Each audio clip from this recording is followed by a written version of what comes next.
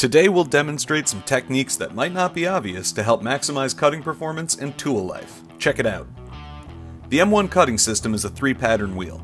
Each of the 3 sections on an M1 wheel has its own set of high cutting action teeth, with each tooth capable of cutting 1 inch into the stump. Today, we've got our 12-tooth wheel out.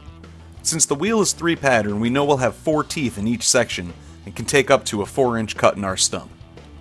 This is the lead tooth on the outermost row of teeth, and this is the inside tooth on the innermost row of teeth. This spread is our maximum bite.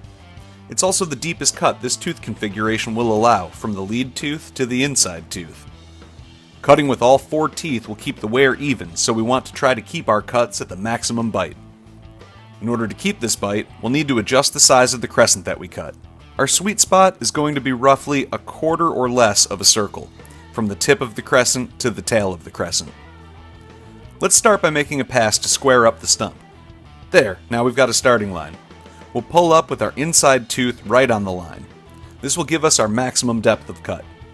It'll also ensure we get the maximum life out of our teeth by engaging all the teeth at once, spreading out the wear evenly. Let's pause it here and check our work. When the crescent gets long, it typically means we're losing depth, which puts lots of extra wear on the few teeth that are cutting. This cut felt good. Nice load on the engine, we didn't get really bogged down, and we had enough swing speed. And it looks like we're clocking in at about a quarter of a circle, right in the sweet spot, so that's perfect. Now let's check our depth. We pulled up with our inside tooth on the starting line, so we want to see that 4-inch depth here on our cut. And it looks like we're right on the mark. If we had felt bogged down or just weren't cutting fast enough with a slow swing speed, we'd try reducing the crescent rather than shortening the depth. This would keep all our teeth engaged and spread out the wear, giving us maximum tooth life.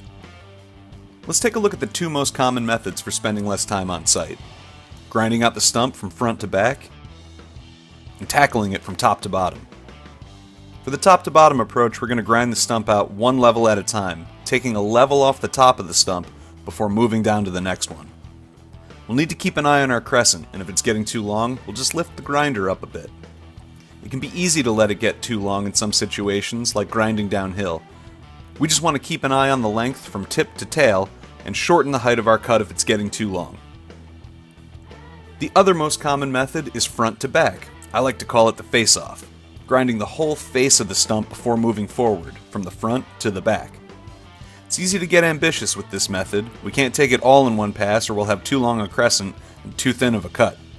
It's also easy to start dragging the bottom of the wheel, especially if we're going downhill. One technique to stay in the sweet spot: when we move down the stump, we'll just pull back a ½ inch or so each time. Just that little ½ inch pullback can shorten the crescent enough to keep us in the sweet spot. It doesn't really matter whether you lift up, pull back, push in.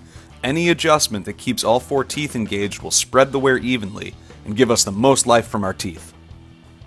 Now let's look at a cut that will generate unnecessary wear. This crescent is almost half a circle, and there's only 1 tooth engaged. The other teeth are doing nothing at all. This is putting all the wear into that lead row of teeth. If this is a 1-inch cut versus a 4-inch cut, then these lead teeth are going to wear out 4 times faster. And think about this: after each pass we have to change direction. If we're swinging off 4 times more, then that becomes 4 times more wasted motion. The last thing to watch out for when grinding is obstacles.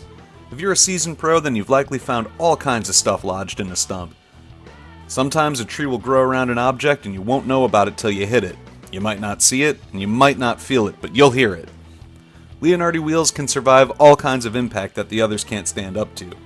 Even still, you should take a moment to inspect the teeth and the wheel if you hit something. If you did hit an object, try to grind out as much of the stump around the object as possible. You can plunge in or sweep in from the other side. However you want to do it, just clear away as much as you can, then shut off the machine and try to knock the object out with a hammer. Once it's out, you can get back to grinding. Remember, slow and steady wins the race. Optimize your cut size and win every time with Leonardi. Keep calm, grind on.